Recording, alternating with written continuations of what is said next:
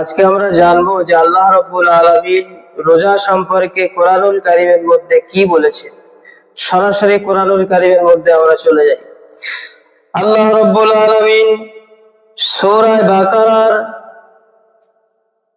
183 নম্বর আয়াতে আল্লাহ রাব্বুল আলামিন রোজা সম্পর্কে ঘোষণা করছেন, ইয়া আইয়ুহাল্লাযীনা আমানু কুতিবা আলাইকুমুস সিয়ামু কামা কুতিবা আলাল্লাযীনা মিন ক্বাবলিকুম লাআল্লাকুম তাত্তাকুন।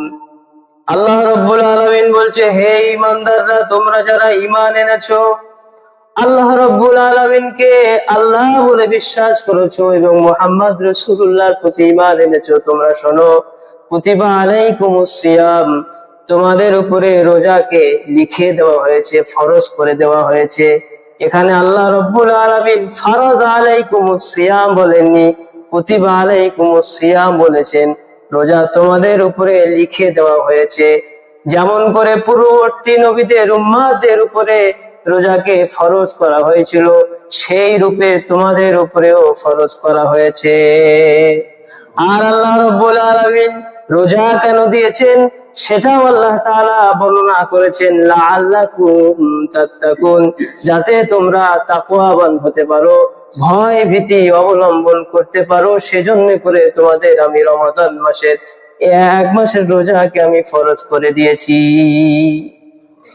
কোন ব্যক্তি যদি বলে যে আমি মসজিদে 1 বিঘা জমি দান করলাম, তাহলে তার কথাটা অতটা গুরুত্বপূর্ণ হবে না, অতটা গ্রহণযোগ্য হবে না।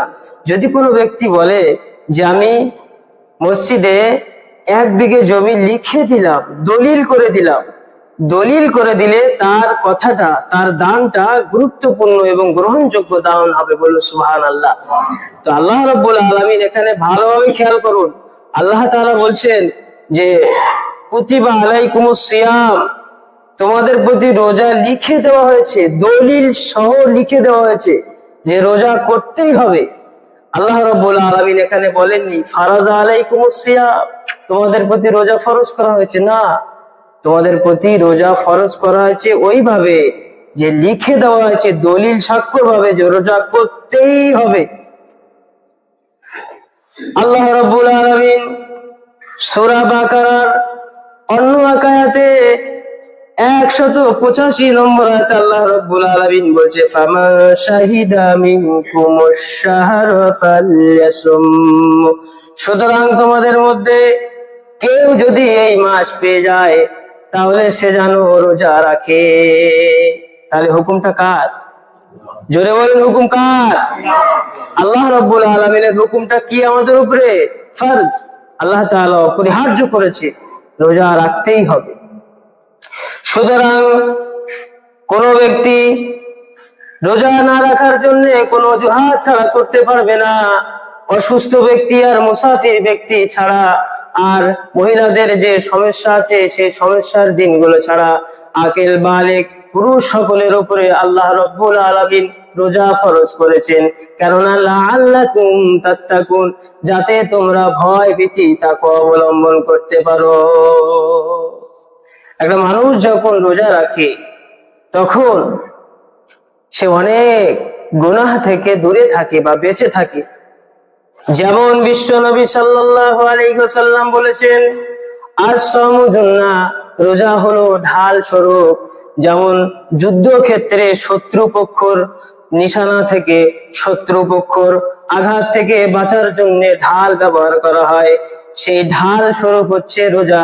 আপনি যখন সিয়াম পালন করবেন, রোজা পালন করবেন, জাহান্নামের আগুন থেকে রোজা আপনাকে ঢাল হিসেবে বাঁচিয়ে দিবে। বলুন সুবহানাল্লাহ। সুতরাং রোজা রাখতেই হবে আমাদের। আর বিশ্বনবী বলেছেন, তোমরা তোমাদের ঢালকে ছিদ্র করে দিও না। ঢাল, এই যে রোজা ঢাল স্বরূপ, রোজা যখন আমরা রোজার মধ্যে যখন খারাপ কথা বলি, মিথ্যা কথা বলি, তখন আমাদের রোজার ঢাল ছিদ্র হয়ে যায়। আমাদের ঢাল যখন দুর্বল হয়ে যায়, শত্রু পক্ষের আঘাত থেকে আমরা বাঁচতে পারি না। আর বিশ্বনবী বলছেন যে এই ঢাল বা এই ঢালটাকে ছিদ্র হয় কিভাবে? দুইটি কারণে, আল কিযবু মিথ্যা কথা, অল গীবাতু এবং গীবত পরনিন্দা।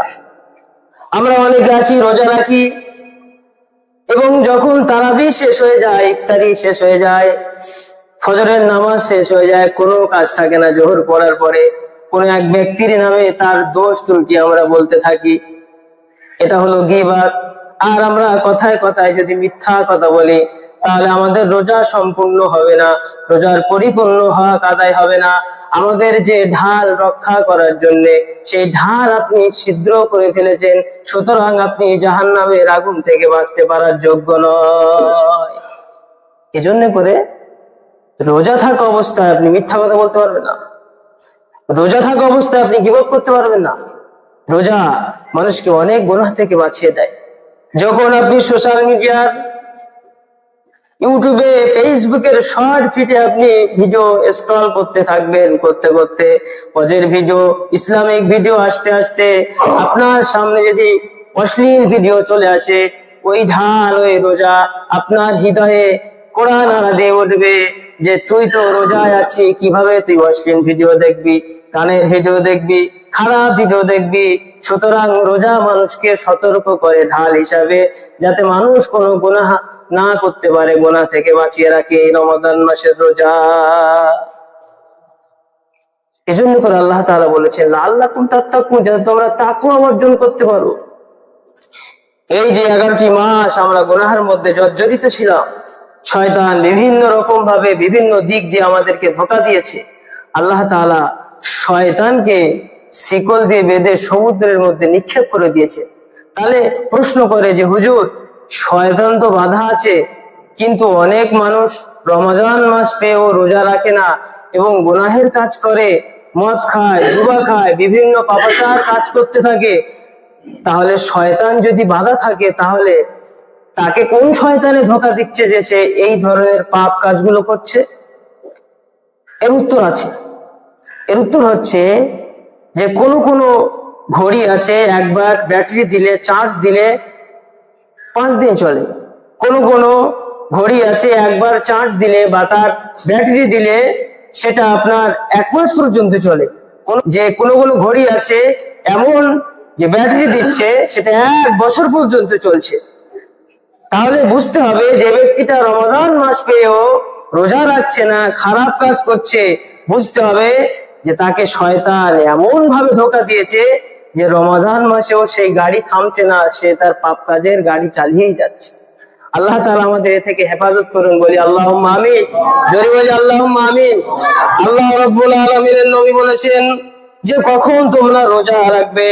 عن ابي هريره رضي الله تعالى عنه قال قال رسول الله صلى الله عليه وسلم اذا رايتم الهلال فصوموا, যখন তোমরা রমাদান মাসের চাঁদ দেখবে, ফাসুবু, তখন তোমরা রোজা রাখো, ওয়া ইযা রাআইতুমুহু ফাআফতিরু, আর যখন তোমরা শাওয়াল মাসের চাঁদ দেখবে তখন রোজা বন্ধ করে দাও।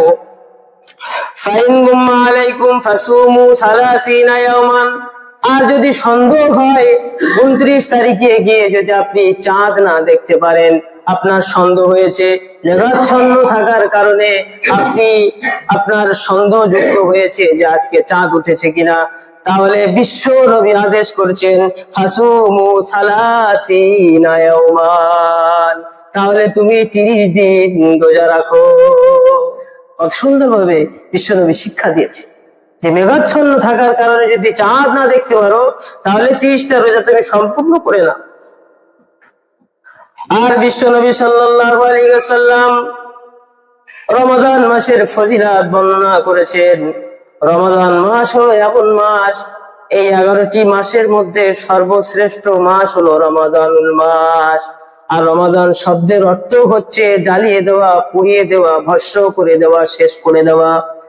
রমাদান শব্দের অর্থ যে আপনি যখন রোজা রাখলেন, রোজা রোজা রাখার কারণে রোজা আপনার গুনাহকে ভস্ম করে দিল, ধুয়ে মুছে সাফ সাফ করে দিল। আর রমজান যখন শেষ হয়ে যায়, তখন এক মায়ের পেট থেকে যখন একটা শিশু বেকাপ হয়ে বাইর হয়, রমজানের রোজা যদি সম্পূর্ণভাবে তার হক গুলো পালন করে রাখে, আল্লাহ রব্বুল আলামিন তাকে গুনাহ থেকে ধুয়ে মুছে সাফ করে দেন। আর এই রোজার এত ফজিলত, আল্লাহ রব্বুল আলামিন এই রোজার জন্য স্বয়ং নিজে তিনি পুরস্কৃত করবেন। আর আবি হুরায়রা রাদিয়াল্লাহু তাআলা قال قال رسول الله صلى الله عليه وسلم كل عمل ابن آدم يضاعف الحسنة عشر أمثالها إلى 700 ضعف।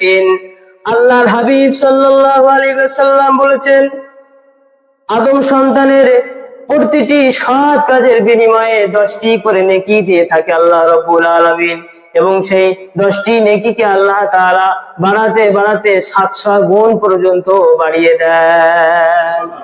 ইল্লা সাওম, রোজা ছাড়া। প্রতিটা আমলের জন্য আল্লাহ রাব্বুল আলামিন নির্ধারিত তার সওয়াব দিয়েছেন, কিন্তু ইল্লা সাওম, রোজা ছাড়া, রোজার জন্য আল্লাহ রাব্বুল আলামিন অগণিত পুরস্কার দান করবেন, তার কোনো হিসাব নাই। আল্লাহ রাব্বুল আলামিন হাদিসে কুদসির মধ্যে বলছেন, ইন্নাহু লি ওয়া আনা আজিসি বিহি, আর রোজা আমার জন্য, আর এর পুরস্কার আমি স্বয়ং নিজেই দিব।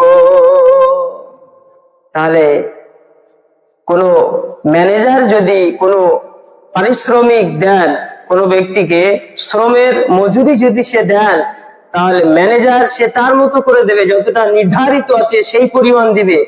আর যদি মালিক যদি বলে, ম্যানেজার তোমাকে আজকে কাজের টাকাটা তাকে দিতে হবে না, আমি নিজেই দেব, তাহলে মালিক মালিকের মতো করেই দেবে, তাকে অনেক অনেক অনেক হিসাব, অনেক যে তুলনায় যে সে কাজ করেছিল তার থেকেও বেশি টাকা তাকে দিবেন মালিক। তো আল্লাহ রাব্বুল আলামিন বান্দাকে রোজার জন্য বেশি পুরস্কৃত করবেন। এখানে একটা বিষয় খেয়াল করার কথা, আল্লাহ রাব্বুল আলামিন কিন্তু বলেননি যে আজ যাকাতুলি, যাকাত আমার জন্য, আর সলাতুলি, নামাজ আমার জন্য, আর সাদাকাতুলি, সাদাকা আমার জন্য। আল্লাহ তাআলা বলেছেন রোজা আমার জন্য। বলুন সুবহানাল্লাহ। কেননা মানুষ নামাজ এমন ভাবে, কেউ কেউ এমন নামাজও পড়ে যে লম্বা করে সিজদা দিয়ে দেয়, সুবহান রাব্বিয়াল আযীম পড়তে পড়তে কয়েকবার পড়ে, এবং যাতে মানুষ তাকে দেখে এই চিন্তা ভাবনা করে যে সে অনেক লম্বা লম্বা রুকু দেয়, অনেকক্ষণ ধরে রুকুতে থাকে, অনেক একটা পরেশগার মানুষ, সেজন্য করে কোনো কোনো লোক দেখানোর জন্য, রিয়া করার জন্য সে নামাজ পড়ে। কিন্তু রোজা এমন একটা ইবাদত, কোন পাগলেও সকাল থেকে সেই সুবহে সাদেক থেকে আর সূর্য অস্ত যাওয়া পর্যন্ত কোন পাগলেও না খেয়ে থাকবে না। সে চাইলে পারতো টয়লেটে গিয়ে লুকিয়ে কিছু খেয়ে নিতে, তার বউয়ের টের পেত না, সে লুকিয়ে কোনো জায়গায় গিয়ে কিছু খাইতে পারতো, কিন্তু আল্লাহ রাব্বুল আলামিনের হুকুম যতক্ষণ না হচ্ছে, বান্দা এক লোকমা খাবারও মুখে দিচ্ছে না। যখন ইফতার সামনে এসে যায়, ইফতার নিয়ে নাড়াচড়া করতে থাকে, কিন্তু এক লোকমা খেজুরও সে মুখে দেয় না। তৃষ্ণায় যদি বুকও ফেটে যায়, তাহলে আল্লাহর বান্দা আল্লাহর হুকুম পালন করার জন্য এক ঢোক পানিও ভুল করে পান করে না। সুতরাং রোজা আল্লাহর জন্য।